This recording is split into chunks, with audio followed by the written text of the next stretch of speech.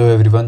आज के इस वीडियो में हम बात करेंगे HIV AIDS, one of the most important topic जो आपके second year micro pharma patho pre final के कम्युनिटी मेडिसिन फाइनल ईयर में मेडिसिन और OBG में बार बार रिपीटेडली पूछा जाता है। आज मैं आपको HIV इतने सिंपल वे में बना के सिखाऊंगा कि आप इस टॉपिक को कभी भूल नहीं पाओगे। नो रटा नो कन्फ्यूजन, सिर्फ कंसेप्ट प्लस एग्ज़ाम ट्रिक्स, और एंड तक रुकना क्योंकि एंड में मैं आपको हाई यील्ड पॉइंट्स बताऊंगा जो बार बार रिपीट होते हैं, चाहे वो ऑब्जेक्टिव्स में हो या वन लाइनर क्वेश्चंस अगर इस पे आते हैं, और जो मोस्ट इम्पॉर्टेंट हैं याद रखने के लिए। सबसे पहले हम इसकी शुरुआत करेंगे डिफिनीशन से। सबसे पहले HIV और एड्स ये दोनों एक ही चीज़ नहीं है। मतलब HIV एड्स क्या है? HIV जो है वो वायरस है और एड्स जो है उसका डायग्नोसिस है। जब HIV इन्फेक्ट करता है उसके बाद जो उसकी फाइनल डायग्नोसिस बनते हैं, that's AIDS. So HIV human immuno deficiency virus जो रिट्रोवायरिडिया लेंट्रोवायरस से बिलोंग करता है। एड्स कब होता है? जब CD4 count less than 200 sales हो जाता है और एड्स डिफाइनिंग अपॉर्चुनिटी इन्फेक्शंस हमें दिखने लग जाएंगे या मैलिग्नेंसी हो जाएगी। उसके बाद इसके जो टाइप्स होते हैं हमारे पास दो हैं, HIV-1 और HIV-2। इसको ग्लोबल पेंडेमिक है ये, more violent, responsible for 95% greater than 95% cases जो ऑल ओवर वर्ल्ड में है। लेकिन जो HIV-2 है ये एंडेमिक है, confined to a specific area. अब होपफुली आपको ये पता ही होगा एंडेमिक और पेंडेमिक जो ग्रेटर देन 2 कॉन्टिनेंट्स को क्रॉस कर दे, और पेंडेमिक होता है किसी एक कॉन्टिनेंट में या एक कंट्री वगैरह में। अच्छा, इसकी स्लो प्रोग्रेशन है और लो ट्रांसमिसिबिलिटी है। फिर उसके बाद अगर हम इसकी मॉर्फोलॉजी की बात करें, मॉर्फोलॉजी में उसका शेप है वो स्फेरिकल है, इनवेलप्ड है और 100 नैनोमीटर है। ये देख लो, ये इसका शेप है, स्ट्रक्चर ऑफ HIV। फिर इसमें जो जीनोम है 2 कॉपीज़ होती हैं, सिंगल स्टैंडर्ड RNA की 2 कॉपीज़ होंगी, डिप्लॉयड रेट्रोवायरस होता है। GP20 प्रेजेंट होता है इसके सरफेस पे, जो अटैचमेंट करता है, बाइंड करता है CD4 रिसेप्टर, जो टी हेल्पर सेल्स होती है ह्यूमन बॉडी में, उनके साथ ये बाइंड करता है। दूसरा इसमें आता है GP41 जो फ्यूजन कराता है, मर्ज करता है वायरल एनवेलप को विद होस्ट मेम्ब्रेन के साथ। P17 मैट्रिक्स और P24 कैस्पिड जो बाकी इसमें सरफेस पे प्रेजेंट होते हैं, ये लीनियर एनवेलप होता है, एनकर करता है GP41 को। उसके बाद P24 जो है ये कैस्पिड होता है, कोर एंटीजन है, की डायग्नोस्टिक मार्कर होता है। 4th जेन एलाइसा पे अगर हमें कुछ दिखाई देता है जो इसकी डायग्नोसिस के टाइम पे, लैब डायग्नोसिस के टाइम पे, तो वो यही होता है, P24 कैस्पिड। एंजाइम्स की बात करें तो रिवर्स ट्रांसक्रिप्टेस इसमें होता है, इंटीग्रेस होता है, प्रोटीएस होता है, जो कोर है इसका, इन कोर में। ये कुछ इसकी ट्रिक्स हैं। गैग P24, ये लास्ट में ट्रिक्स की एक शॉर्ट टेबल है जिसमें आप सभी को एक ही बार देख लोगे। अब इसके वायलेंस फैक्टर्स की बात करें, सबसे पहले इसमें हाई म्यूटेशन रेट होता है। हाई म्यूटेशन रेट किस वजह से होता है? जो रिवर्स ट्रांसक्रिप्टेस होता है वो लैक करता है प्रूफ रिटिंग एक्टिविटी, जिसकी वजह से antigenic variation plus drug resistance आ जाती है। लेटेंसी इसकी ज़्यादा होती है, क्यों? इंटीग्रेट होता है इनटू ह्यूमन जीनोम में एज ए प्रो वायरस, जिसकी वजह से लॉन्ग लाइफ परसिस्टेंस आती है। सिंसिटिया फॉर्मेशन होती है, GP120 जो होता है फ्यूज़ करता है CD4 सेल्स के साथ, जिसकी वजह से multi nucleated joint cells form होती हैं। उसके बाद क्या होता है? जो MHC1 डाउन रेगुलेशन इसका एक वायलेंस फैक्टर है। उसमें क्या होता है? जो नेफ प्रोटीन होता है वो रिड्यूस कर देता है MHC क्लास 1 को, जिसकी वजह से ये बच जाता है, साइटोटॉक्सिक T सेल्स जो होती हैं उसकी किलिंग से एस्केप हो जाता है। डायरेक्ट साइटोपैथिक इफेक्ट्स में क्या होता है? किल करता है CD4 T सेल्स को, जिसकी वजह से प्रोग्रेसिव इम्यून कोलैप्स हो जाता है। एस्केप म्यूटेंट्स, रैपिड म्यूटेशन होती है जिसकी वजह से एंटीबॉडीज़ की न्यूट्रलाइजेशन से भी ये बच जाता है, जो इसके वायलेंस फैक्टर्स हैं, जिसकी वजह से ये ज़्यादा से ज़्यादा फैलता है। इसके बाद हम इसकी पैथोजेनेसिस की बात करेंगे, जो पैथोलॉजी पार्ट से ज़्यादा इंपॉर्टेंट है। इसके हम अगर देखें स्टेप्स तो entry, fusion, reverse transcriptase, integration और बडिंग। सबसे पहले अगर हम एंट्री की बात करें तो GP120 जो है बाइंड करेगा CD4 के साथ, जो प्राइमरी होगा। उसके बाद कोर रिसेप्टर बाइंडिंग होगी CCR5 M ट्रॉपिक के साथ, मैक्रोफेज के साथ, जिसकी वजह से अर्ली इन्फेक्शन होगा। CXCR4 T ट्रॉपिक्स के साथ, CD4 सेल्स के साथ, जिसकी वजह से लेट एडवांस्ड डिजीज़ होती है। फ्यूजन होगी, उसके बाद एंट्री होगी, अब फ्यूजन होगी। GP41 कन्फर्मेशनल चेन्स होती हैं, इसमें इंसर्ट होते हैं इनटू होस्ट मेम्ब्रेन में, वायरल सेल फ्यूजन होगा जिसकी वजह से कोर जो है वो रिलीज हो जाएगा into the cytoplasm of the host. अब रिवर्स ट्रांसक्रिप्टेज एक्टिविटीज जो इसमें होगी, रिवर्स ट्रांसक्रिप्टेज में क्या होगा, जो रिवर्स ट्रांसक्रिप्टेज है वो उसको कन्वर्ट करेगा सिंगल स्टैंडर्ड आरएनए को इनटू डबल स्टैंडर्ड आरएनए, जो एरर प्रोन होता है, यहाँ पे प्रूफ रीडिंग नहीं होती है, इसकी वजह से प्रोड्यूस होता है cADNA। जो की ड्रग टारगेट्स होते हैं वो यहाँ पे होते हैं न्यूक्लियोसाइड रिवर्स ट्रांसक्रिप्टेज इनहिबिटर्स और non nucleoside reverse transcriptase inhibitors. अच्छा, उसके बाद होगी इसकी इंटीग्रेशन। जो इंटीग्रेस है वो कट करता है होस्ट डीएनए को, इंसर्ट करता है वायरल डबल स्टैंडर्ड डीएनए जो है एज ए प्रो वायरस, इसकी वजह से permanent persist even after ART। इसके बाद ट्रांसक्रिप्शन होगी, जो होस्ट आरएनए पॉलीमरेज है वो ट्रांसक्राइब करेगा प्रो वायरस को, जिसकी वजह से वायरल mRNA बनेगा और जीनोमिक RNA बनेगा यूजिंग होस्ट मशीनरी। लास्ट में असेंबली होगी, structural proteins plus RNA assemble हो जाते हैं सेल मेम्ब्रेन में। प्रोटीज जो होता है वो काटता है, क्लीव करता है गैग पोल पॉलीप्रोटीन को, जिसकी वजह से मैच्योर वायरन बन जाता है इसका। और जो लास्ट स्टेप है इसका बडिंग, जो न्यू वायरस होते हैं वो सेल के अंदर वो एज ए बड बाहर निकलते हैं। फिर उसके बाद जो प्रोटेस इनहिबिटर्स होते हैं वो ब्लॉक कर देते हैं फाइनल मैच्योरेशन स्टेप्स को, क्योंकि प्रोटेस जो होता है वो इसके लिए ज़रूरी होता है इसकी फाइनल मैच्योरेशन के लिए। तो प्रोटेस इनहिबिटर्स हमारे लिए वहाँ पे बचाने का एक काम करते हैं। इसके बाद हम इसके क्लिनिकल कोर्स वही एक्यूट है, लेटेंसी पीरियड आता है, फिर जब एड्स हो जाता है एक्यूट 2 से 4 हफ्ते में होता है, हाइपरवीरेमिया होता है, फ्लू लाइक सिम्टम्स होते हैं, CD4 सेल्स ड्रॉप हो जाते हैं। लेटेंसी पीरियड 8 से 10 साल रहता है। एड्स तब हो जाता है जब CD4 काउंट लेस देन 200 हो जाता है, इम्यून कॉम्प्लेक्स कोलैप्स हो जाता है, अपॉर्चुनिटी इन्फेक्शन और मेलिग्नेंसी वेस्टिंग वगैरह दिखती है। HIV की ट्रांसमिशन की अगर हम बात करें तो source of HIV infected body fluids, इसमें सेक्सुअल कॉन्टैक्ट के through, blood contact, mother to child, ये मेन वेज हैं जहाँ से ये स्प्रेड होता है। सबसे पहले sexual contact, unprotected vaginal sex और अनप्रोटेक्टेड एनल सेक्स की वजह से HIV इन्फेक्शन होगा, जिसकी वजह से एड्स हो सकता है। इसमें सारे जेंडर्स आएंगे। ब्लड कॉन्टैक्ट में sharing needles, syringe, injection, drugs, ये सब अब नॉर्मल चीज़ें हैं। फिर कंटेमिनेटेड ब्लड ट्रांसफ्यूजन और ऑर्गन ट्रांसप्लांट रेयर होता है नाउ, क्योंकि ये जो होता है काफ़ी ज़्यादा स्क्रीनिंग वगैरह होने के बाद ही ब्लड ट्रांसफ्यूजन होती है, तो इसके थ्रू रेयर है। लेकिन ये कि हाई चांसेस इसी के थ्रू होते हैं। अगर किसी को ब्लड ट्रांसफ्यूजन कर दिया तो 99% चांस है कि उसको HIV होगा ही होगा। मदर टू चाइल्ड ट्रांसमिशन जो होता है वर्टिकल ज्यूरिंग प्रेगनेंसी इन यूट्रो और ज्यूरिंग चाइल्ड बर्थ डिलीवरी के टाइम पे होता है, ज्यूरिंग ब्रेस्ट फीडिंग भी होता है via breast milk.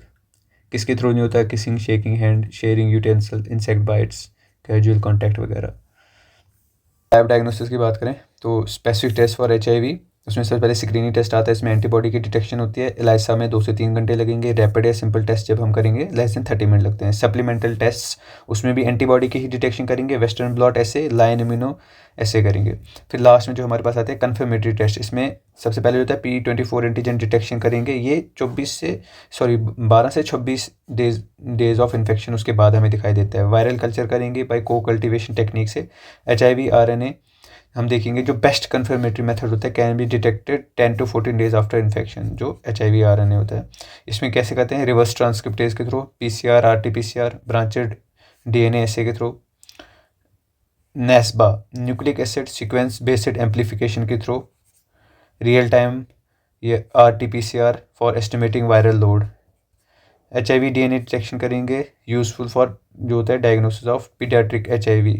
Paediatric HIV में हम HIV DNA डिटेक्शन करते हैं। अब जो नॉन स्पेसिफिक या इम्यूनोलॉजिकल मेथड्स होते हैं उसमें लो CD4 सेल काउंट हम देखते हैं, हाइपर गामा ग्लोबिनीमिया देखते हैं, नियोपेट्रिन, बीटा 2 मैक्रोग्लोबिन और उसके बाद Altered CD4 CD8 cell ratio, ये सब हम नॉन स्पेसिफिक इम्यूनोलॉजिकल मेथड्स में देखते हैं।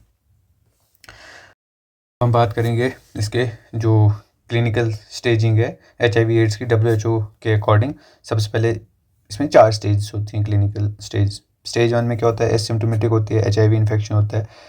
परसिस्टेंट जनरलाइज्ड लिम्फेडेनोपैथी हमें देखने को मिलेगा। फिर उसके बाद क्लिनिकल स्टेज जो 2 है उसमें क्या क्या है? इसमें अनएक्सप्लेनेड वेट लॉस होगा, लेस देन 10% होगा। हर्पीज जोस्टर वायरस हमें देखने को मिलेगा। रिकरेंट ओरल अल्सर देखने को मिलेगा और सीबोरिक डर्मेटाइटिस मिलेगा। Recurrent respiratory tract infection, sinusitis, tonsillitis, otitis media, pharyngitis, ये सब हमें देखने को मिलेंगे। जो रेस्पिरेटरी इन्फेक्शन है वो बार बार होते रहेंगे। एंगुलर कैफेलाइटिस देखने को मिलेगा। पेपुलर प्यूरिटिक इरप्शंस दिखेंगे। फंगल नेल इन्फेक्शन हमें देखने को मिलेगा। जो इसकी स्टेज 3 आएगी, स्टेज 3 में अनएक्सप्लेनेड वेट लॉस होता है जो 10% से ज़्यादा होता है। अनएक्सप्लेनेड क्रोनिक डायरिया जो 1 मंथ से ज़्यादा होगा। अनएक्सप्लेनेड फीवर होगा जो 1 मंथ से ज़्यादा होगा।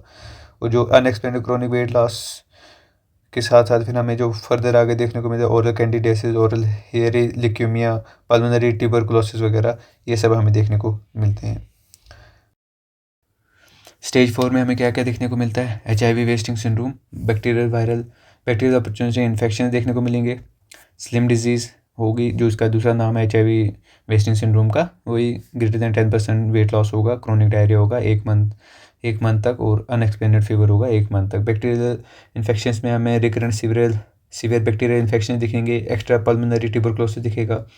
डिसेमिनेटेड नॉन ट्यूबरकुलर माइक्रोबैक्टीरियल इन्फेक्शन होगा और रिकरेंट सेप्टिसीमिया होगा।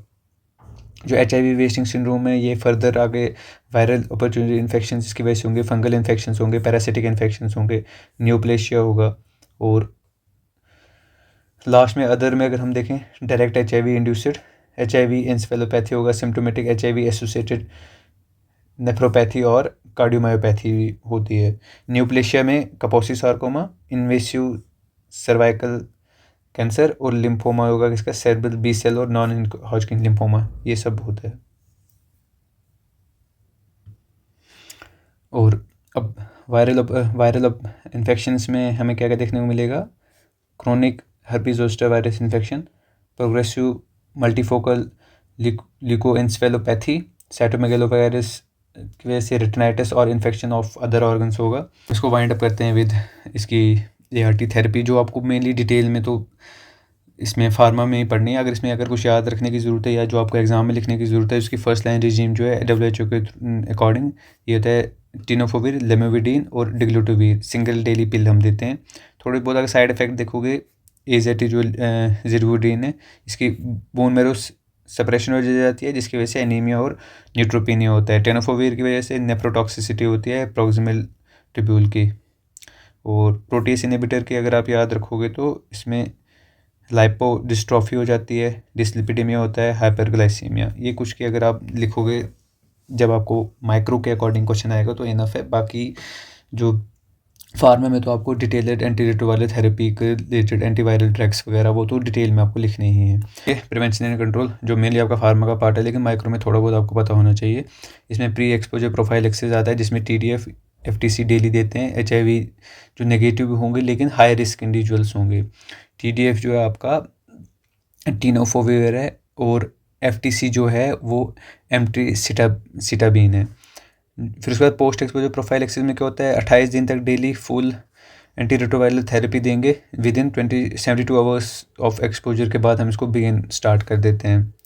फिर उसके बाद आपका जो आता है वो है prevention of mother to child transmission. Antiretroviral therapy सभी प्रेग्नेंट और लैक्टेटिंग वुमेंस को देंगे, और AZT देंगे जो हम न्यूनेट्स को। अवॉइड करते हैं breast feeding, if safe alternative हमारे पास प्रेजेंट है तो हम उसके लिए अवॉइड कर देते हैं breast feeding. Test and treat initiate करना ART इमीजिएटली करना रिगार्डलेस ऑफ CD4 काउंट।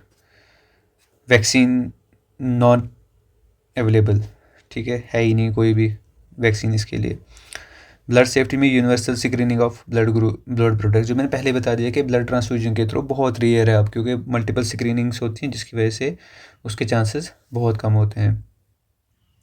उसके बाद हम आ जाते हैं थोड़ा सा आपको जो मैंने बताया था स्टार्टिंग में ही, रैपिड रिकॉल जो आपको हर जगह पे काम आएगा। सबसे पहले इसमें वायरन साइज होता है 100 नैनोमीटर, जीनोम जो होता है डिप्लॉयड होता है single standard RNA 2 identical copies बना देता है। एड्स की definition CD4 count less than 200 cells, या एड्स डिफाइनिंग इलनेस जो हमें देखने को मिलेगी, अपॉर्चुनिटी इन्फेक्शन जो उसके रिलेटेड हैं, या मेलेग्नेंसीज जो हैं वो देखने को मिलेंगे। CD4 एनुअल डिक्लाइन हर साल में कितना होगा, 50 to 100 सेल्स होता है अगर वो अनट्रीटेड था। लेटेंसी ड्यूरेशन जो थे 8 से 10 साल without ART। Post exposure profile access windows में कहता है मस्ट स्टार्ट विद इन ये 72 hour given for 28 days. Infection हो जाने के 72 घंटे के अंदर अंदर दे देना चाहिए। Child mother to child transmission जो है सी सेक्शन में ज़्यादा थ्रेशोल्ड जो होता है वो कम हो जाता है। Viral load greater than 100 copies. अच्छा, ART का गोल क्या है हमारा? लेस देन 20 कॉपीज़ पर ml अनडिटेक्टेबल जो होता है उसमें हम उसको भी ट्रीट कर पाएँ, ये हमारा ART का गोल होता है। लास्ट में इन्फेंट जो डायग्नोसिस होता है वो PCR के थ्रू होता है। 6 वीक्स पे रिपीट करते हैं एट 6 वीक्स। मैटरनल एंटीबॉडी जो होता है इंटरफेयर कर सकती है अंटिल 18 मंथ तक। अब थोड़ा सा हिस्टोपैथ नोट यहाँ पे दिया हुआ है। लिम्फ नोड बायोप्सी में हमें फॉलिकुलर इन्वोल्यूशन देखने को मिलेगी जो लेट होते हैं। इसमें कपोसी सार्कोमा में spindle cells plus vascular slits दिखेंगे HHV 8 में। मल्टीन्यूक्लिएटेड जॉइंट सेल्स दिखेंगे सेंसिटिया इन ब्रेन में और HIV में एन्सेफेलोपैथी में। थोड़ा सा कंपैरिजन देख लेते हैं हम HIV 1 और HIV 2 का, जो आपको वाया में पूछ सकते हैं इन दो की डिफरेंस क्या है। ये डिस्ट्रीब्यूशन की बात करें, ये पेंडेमिक है, ये एंडेमिक है। वायरल फैक्टर इसकी ज़्यादा है, इसकी कम है। ट्रांसमिशन ज़्यादा है, इसकी कम है। प्रोग्रेस ज़्यादा होती है, फास्ट टू इट, स्लो होती है, नहीं भी हो सकती। इसका जो ये है non nucleoside reverse transcriptase inhibitors जो होते हैं उसका रेजिस्टेंस जो होती है इसमें से ये सेंसिटिव होता है उसके लिए, ये इंट्रेंसिक होता है।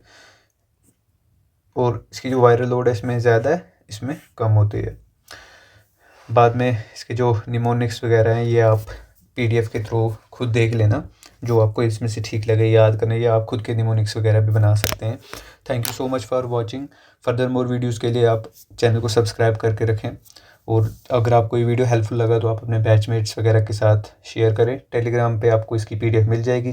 टेलीग्राम चैनल की जो लिंक है आपको पिन कमेंट में मिल जाएगी। Thank you so much for watching. Further more videos के लिए सब्सक्राइब करके रखें। और कोई सजेशंस हों इस वीडियो के रिलेटेड या बाकी वीडियोज़ के रिलेटेड या अपकमिंग वीडियोज़ में क्या कुछ आप चाहते हैं इम्प्रूवमेंट, तो आप ज़रूर बता सकते हैं कमेंट में भी या टेलीग्राम पे भी बता सकते हैं। Thank you so much.